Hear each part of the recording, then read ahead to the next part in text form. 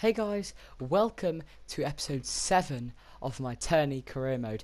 In this episode, we will have a game against Vicenza and a game against Livorno, the team who at the moment can't be stopped. We can't be stopped, but also they are unbeaten with us, so it is a great chance to get 3 points on the board, but we definitely do not want to be losing against them. But the first game against Vicenza will be at home. They're playing a 4-3-3 formation, and the first chance will come in the 3rd minute as Lavarone, remember from Cambridge career mode, whips it in towards Ragusta. It's badly headed away by Folletti, and they do manage to get the goal in the 3rd minute. So that's very disappointing start to the game, I think. Do you remember David Luiz in the World Cup when he got so much stick for heading the ball right back in the striker's path? That's basically what our right wing Folletti did there, and the team were able to counter it. And in the 26th minute after that, Driussi picked up the ball, not sure where to go, eventually passed it to Gavazzi, gives it back to Driussi, takes it past his man, good shooting opportunity, does shoot, hits the inside of the post,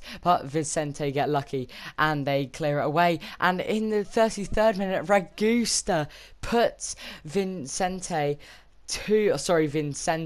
away 2-0 up. So an absolutely dreadful start to the game for us. Yes, we always go a goal down. I remember there was a time in my Norwich career when that always happened, but we'd always get it back. And now we're 2-0 down. Shame the Brignoli, our goalkeeper, didn't make any attempt to dive on that. But in the 39th minute, would we be able to get a goal back? Because it was whipped in towards Driussi, and we do get a goal back. So this guy, what an absolutely brilliant signing he's looking like. Buena Casa is looking like a good signing. I'm sure he'll get better. Driussi is our top goal scorer now by quite a bit, and he's looking like an absolute beast. Kingsley Coman on the left wing's looking really good as well. It was actually Vitali playing on the left wing in this game who whipped it in towards Driussi.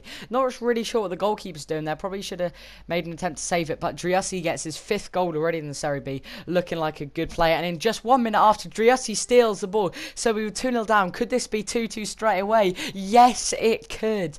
Because we draw it back to 2-2 within 2 minutes. So in the 40th minute, we were 2-0 down. And in the 42nd minute, Driussi comes up with a piece of magic. And it's 2-2. So going into half-time, if we were 2-0 down, we might have been thinking, okay, maybe our first loss of the season is going to come here. Maybe we can get a draw at most. But if you think, okay, now we're in a possibility that we can actually win the game, you think, oh, maybe. But Driussi gets his 6th goal of the game, and that puts us equal. But would there be a sting in the tail? Because in the 59th minute, they got an opportunity, but it went just wide of the angle, and we would live to fight another day. And in the 88th minute, one last attack, as I brought on Viola and Brajinov. Viola gets the ball here from Driussi, goes wide, shoots on his left, and does indeed score to make it Terni 3, Vicenta 0. I can't remember their name.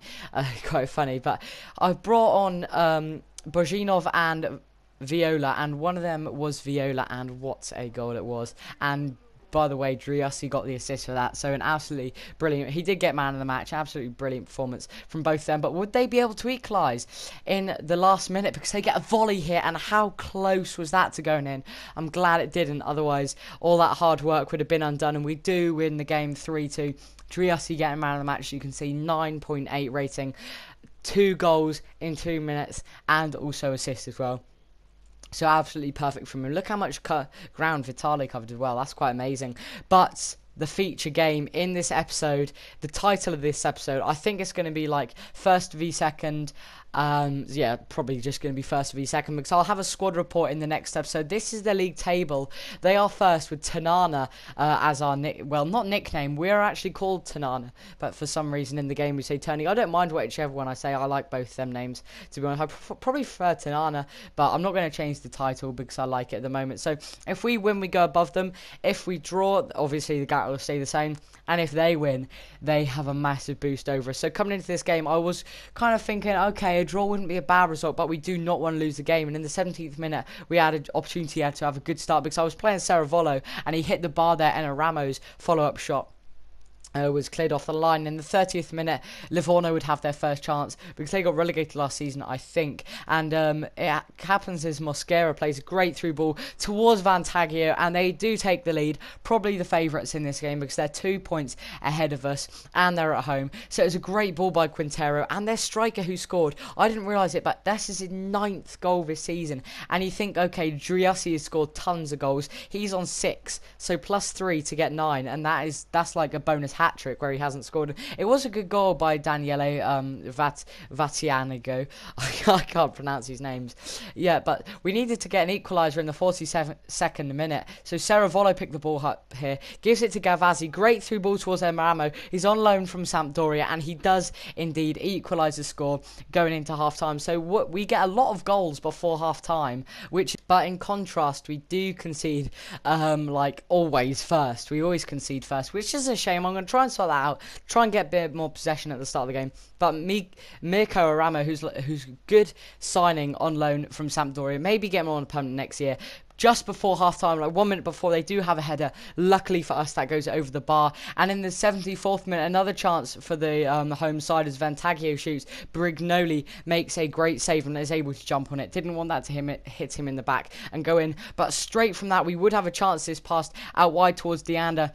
Deanda gets on the ball. Siligiari puts in a slide tackle. He gets past him, takes heavy touch. Can he get past him? Yes, he can. He's got option in the box. Swings it into a Ceravolo. His shot is blocked, but it comes back to Driussi. And he puts the ball in the back of the net to make it 2-1 to Terni Tanana. And we're 2-1 up.